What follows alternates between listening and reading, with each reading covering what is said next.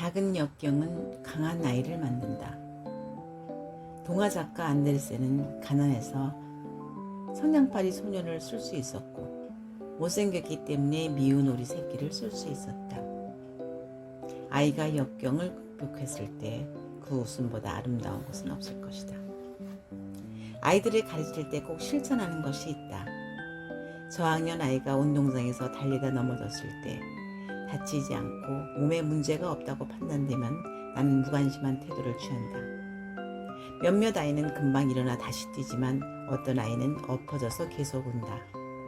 이때 친구들이 다가가 아이를 일으켜 주려 하는데 나는 단호히 접근하지 못하게 한다. 자기 앞에 다가온 역경을 극복하는 연습이기 때문이다. 만약 이렇게 하지 않으면 체육 시간은 늘 울음과 배려로 인해 맥이 끊어지고 엎어져 오는 아이들의 숫자는 계속 늘어날 것이다.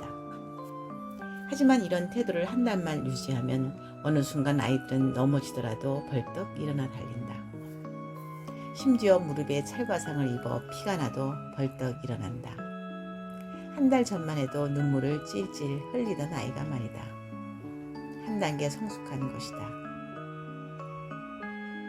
중학년의 경우 도움을 청하는 아이가 있으면 종종 나는 그 눈길을 뿌리친다.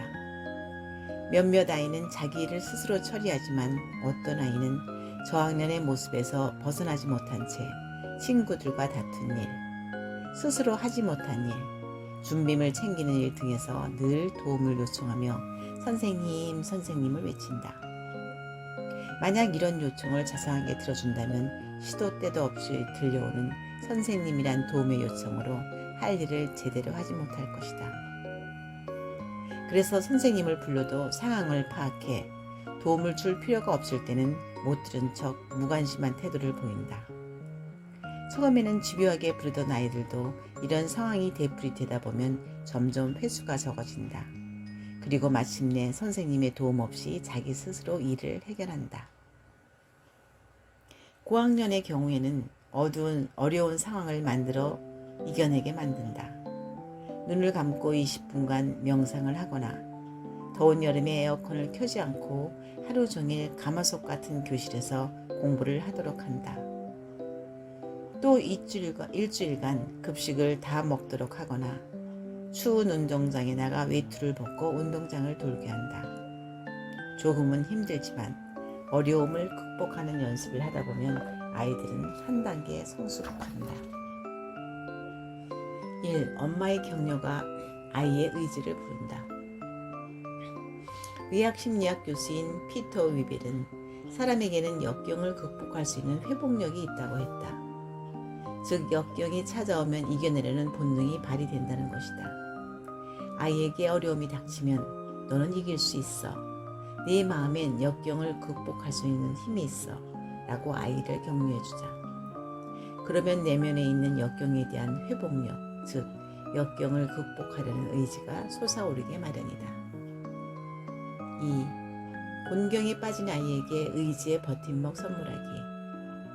아이에게 어려움이 닥쳤다면 극복할 수 있는 버팀목을 세워줘라.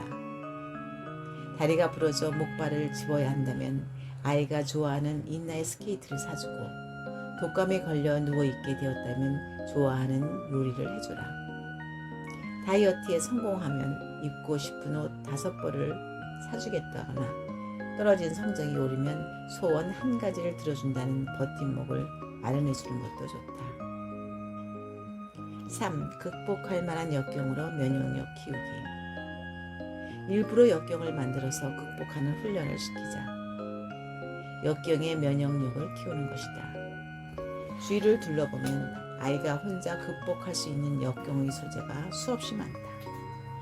산 정상에 오르기, 텔레비전 일주일간 보지 않기, 간식 안 먹고 일주일간 버티기, 3,000원으로 한 달 살아보기, 추운 겨울에 약수터 갔다 오기, 하루에 책 한 권 읽기, 줄넘기 1000개 하기, 1시간 동안 말하지 않기, 영어 단어 100개 외우기, 1시간 걷기, 단거리 마라톤 참가하기 등이 있다.